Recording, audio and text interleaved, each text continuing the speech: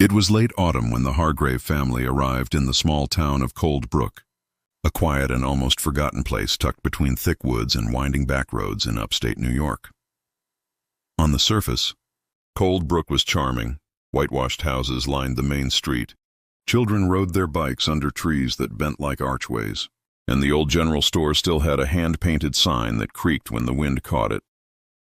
But there was something else, an uneasiness that lingered beneath the smiles of the townsfolk, a tension that never quite disappeared. The Hargraves, Michael, his wife Elaine, and their teenage daughter Clara had left the bustle of New Jersey behind, eager for a fresh start. Michael was a teacher, Elaine a nurse, and both longed for a slower pace of life, a place where Clara could grow up without the noise and chaos of the city. When they found the listing for a centuries-old house at the edge of town, the price seemed too good to ignore. It was large, with a wraparound porch, tall windows, and a view of the forest that stretched endlessly behind it. The realtor had said only that the previous owners moved quickly. The family arrived on a chilly evening. The sky was already darkening as they pulled into the gravel driveway, the house looming above them with its sharp gables and weather-worn siding. Clara pressed her face to the car window, frowning. "It looks old," she murmured. Elaine smiled nervously. "That's what makes it charming," she said, though her eyes betrayed the same unease. Inside, the house was furnished sparsely, the air faintly musty, as though it hadn't been lived in for years. A grandfather clock ticked in the corner of the foyer, though Michael swore he hadn't wound it. Dust motes swirled in the beams of their flashlights. Yet despite the chill, they tried to make it feel like home. Boxes stacked in the kitchen, blankets thrown over worn armchairs, laughter forced through their tiredness. It wasn't until the next day, when they went into town, that the whispers began. At the diner on Main Street, the waitress froze when Elaine mentioned their new address. The old man at the counter lowered his coffee mug, staring. Even the children stopped talking for a moment. "You mean the house on Willow Lane?" the waitress asked cautiously. When Elaine nodded, the woman's smile faltered. "People don't stay there long," she said, almost apologetically, before quickly changing the subject. That evening, a neighbor stopped by with a pie. She was an older woman named Mrs. Carter, with kind eyes but a tremor in her hands. After pleasantries, she leaned closer to Elaine, her voice dropping. "If you hear knocking at night," she said quietly, "don't open the door. No matter what you do, don't open." Elaine laughed uncomfortably, thinking it a joke. "Knocking?" she asked. Mrs. Carter's eyes were deadly serious. "Midnight," she whispered. "It always comes at midnight." Then, almost as if she had revealed too much, she turned and left abruptly, leaving Elaine standing in the doorway with the pie growing heavy in her hands. That night, Michael dismissed it all as superstition. "Small towns always have their ghost stories," he said, unpacking a box of books. "Keeps the kids entertained." But Clara wasn't so easily convinced. As she lay in bed, she couldn't shake the look in Mrs. Carter's eyes, the way the entire diner had gone silent at the mention of their address. Sleep came slowly, broken by the creaks and groans of the old house settling in the wind. The days passed uneventfully at first. Michael started preparing his classroom at the local school, Elaine settled into shifts at the small clinic, and Clara explored the woods behind the house, sketchbook in hand. Life began to take on a rhythm, but in the back of their minds lingered the words, "Midnight. Don't open the door." It was on the 7th night that things began. At exactly 12 a.m., the grandfather clock in the foyer chimed. The sound echoed strangely, deeper than before. And then came the knock. It was faint at first, 3 slow raps against the front door. Michael stirred, half asleep, thinking it might be a branch in the wind. But Clara heard it too. She sat up in bed, heart racing, straining to listen. Again, 3 deliberate knocks. Elaine shook Michael awake. "Did you hear that?" she whispered. He grumbled, pulling himself out of bed, and made his way downstairs. The house was silent except for the ticking of the grandfather clock. At the door, he paused. No footsteps outside, no voices, just the cold wind. He opened it quickly, nothing. The porch was empty, the gravel driveway bathed in moonlight. He shut the door, muttering about kids playing pranks, but when he turned, he froze. On the inside of the door, scratched faintly into the wood, were 3 marks, fresh, as though something with long fingers had dragged them across the surface. The next day, Michael said nothing, not wanting to alarm Elaine or Clara. But at the diner, he noticed the same silence when he entered. A man at a nearby table leaned over and whispered, "Don't answer him. Whatever you do, don't answer." Michael tried to laugh it off. Yet that night, at exactly midnight, the knocking came again. Louder this time. 3 raps, deliberate and patient. Elaine clutched his arm. "Don't," she whispered. Clara, awake upstairs, buried her face under her pillow. The knocking continued for nearly 10 minutes, steady, unwavering. And then silence. When morning came, they found the marks again. Deeper this time, carved into the inside of the door. The Hargraves had arrived in Cold Brook with dreams of peace and safety. But already something was waiting for them in the dark. Something that came at midnight, knocking on their door. And each night the knocking grew louder. The Hargraves tried to pretend the first knocking was nothing more than coincidence. An old house creaks, branches scrape against the siding, the wind plays tricks. That's what Michael told himself.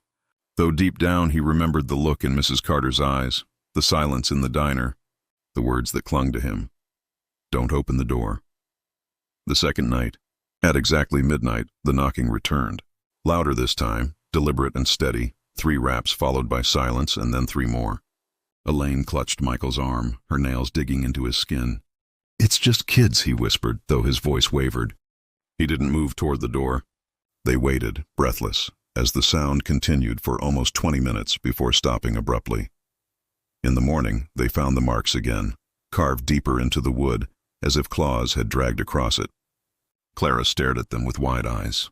"Dad," she whispered, "what if it's true? What if it's him?" Michael shook his head angrily. "There is no him. It's someone messing with us. That's all." But even as he said it, his voice lacked conviction. At school, Michael tried to distract himself with lesson plans, but the other teachers avoided his gaze. Finally, one colleague, Mr. Dawson, leaned closer and muttered, "You bought the Willow Lane house, didn't you?" Michael nodded slowly. Dawson's face paled. "My uncle lived there in the 50s. He said it started the same way. Knocks at midnight, always 3 times. He left after a month, said he couldn't take the whispers anymore." Michael pressed him for details, but Dawson only shook his head. "Some doors aren't meant to be opened," he said quietly, and walked away. That night, the knocking grew violent. The entire house seemed to tremble with each rap, picture frames rattling on the walls, the grandfather clock chiming in dissonance. Clara screamed from upstairs. Elaine sobbed, clutching her rosary. Michael stood in the foyer, fists clenched, staring at the door. His pride battled his fear. "If it's someone out there, I'll catch them," he muttered. But when he reached for the knob, Elaine grabbed his wrist. Her eyes were wild. "Don't," she whispered. "Please, don't." The knocking stopped as suddenly as it began. But the silence that followed was worse. Thick, suffocating, filled with a presence they could feel but not see. That night, none of them slept. The following morning, Clara discovered something new. On the glass of her bedroom window from the inside was the faint outline of a handprint, long skeletal fingers splayed wide. Pressed against the glass as though something had been watching her as she slept, fear began to change them. Elaine grew pale and exhausted, whispering prayers under her breath throughout the day. Clara refused to be alone in any room, following her parents like a shadow. And Michael, though he tried to act strong, grew restless, irritable, snapping at the smallest things. The weight of the knocking pressed on all of them, even when the house was quiet. By the 4th night, the knocking came with whispers, low, rasping voices that seeped through the cracks in the wood, curling through the air like smoke. Clara swore she heard her name. Elaine heard sobbing. Michael heard nothing but laughter, mocking, guttural laughter that froze him where he stood. At the diner, the whispers of the town grew louder too. Old Mr. Whitaker, who rarely spoke, leaned toward Michael one morning and said, "He knocks because he wants to be let in. He only needs one person foolish enough to open the door. After that, he doesn't need to knock anymore." His eyes, clouded with age, were filled with something else. Fear. By the end of the first week, the Hargraves no longer questioned if it was real. They knew. Midnight was no longer just a time on the clock. It was an hour of dread, a ritual of terror. Each night, they counted down the minutes until the chime of the grandfather clock, bracing for the inevitable sound. 3 deliberate knocks that echoed through the bones of the house, demanding to be answered, and with each passing night, The knocks grew louder, stronger, closer. The midnight caller was waiting. By the 10th night, the Hargraves were unraveling. None of them slept. Elaine's eyes were rimmed with dark circles, her hands trembling as she moved through the house like a ghost herself. Clara refused to go upstairs alone, dragging her mattress into her parents' room so she wouldn't face the darkness by herself. Michael paced endlessly, his jaw tight, muttering about catching whoever's behind this. But all of them knew, deep down, it wasn't anyone from town. The knocks came too precise, too patient, always at the stroke of midnight, always 3 times, and always leaving fresh marks carved deeper into the wood. That evening a storm rolled in, rain lashing against the windows, wind howling through the trees. The house seemed to groan with each gust, its old frame shuddering. At dinner no one spoke. The food sat untouched on their plates. The only sound was the steady tick of the grandfather clock in the hall, counting down the hours until midnight. When the clock finally began to chime, the storm outside seemed to fall silent, as if the world itself was holding its breath. The first knock came. Boom! The door shook in its frame. Elaine whimpered, clutching Clara tightly. Michael stood frozen, fists clenched, staring at the door. Boom! This time the chandelier above them rattled. The walls vibrated. Rainwater dripped from the windows like tears. Boom! The final knock echoed like thunder, rolling through the house. And then silence. But not emptiness. A heavy stillness pressed down on them, thick and suffocating. Then came the voice. "Let me in." It was low, rasping, and yet somehow close. So close it seemed to come from the other side of the wood. Clara screamed, burying her face against Elaine. Michael's chest heaved, his fear wrestling with his pride. He had told himself he would face it, expose it, prove that it was nothing more than a cruel prank. But the voice wasn't human. Again, the knock. Just once this time. A single blow that shook the walls. Then almost gently the voice whispered again. "Michael." It knew his name. Elaine begged him. "Don't open it. Please don't. Whatever it is, it wants you to." But Michael's resolve broke. His anger, his exhaustion, his disbelief, it all came crashing together. With a roar, he grabbed the doorknob and yanked it open. The wind from the storm rushed inside, cold and violent. But on the porch, there was nothing. Just darkness. The rain had stopped. The trees stood still, silent, as though the storm had never existed. Michael stepped onto the porch, his breath misting in the air. "Show yourself!" he shouted into the night. No answer. He turned back to the house and froze. The door behind him had shut. On the other side, Elaine and Clara screamed, clawing at the knob. But it wouldn't turn. They pounded and sobbed, but the wood remained sealed. Inside the foyer, the grandfather clock struck 12 again, though it had already chimed. With each strike, the lights in the house flickered, plunging them into bursts of darkness. Michael turned in horror as a figure emerged from the shadows at the edge of the porch. Tall, impossibly thin, its limbs too long, its head tilted unnaturally to one side. Its face was hidden in the darkness, but its eyes glowed faintly, pale and lidless, fixed on him. The figure stepped closer, its movements slow, deliberate. With each step, the floorboards groaned, the sound echoing like bones snapping. Michael tried to speak, but his voice caught in his throat. His legs refused to move. Inside, Elaine and Clara heard his screams. The door shuddered as something slammed against it from the outside. They cried out, pulling desperately, but the knob remained cold and immovable. Then, silence. The door swung open on its own. Rain spilled across the floorboards, but Michael was gone. Only his muddy boots remained on the porch, abandoned and facing the darkness of the woods. Elaine collapsed, sobbing. Clara stared into the night, her face pale, her eyes wide.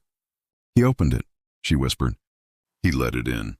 From that night forward, the knocking changed. It didn't stop. It didn't wait for midnight. It came at all hours, rattling the windows, slamming against the walls, echoing through the halls.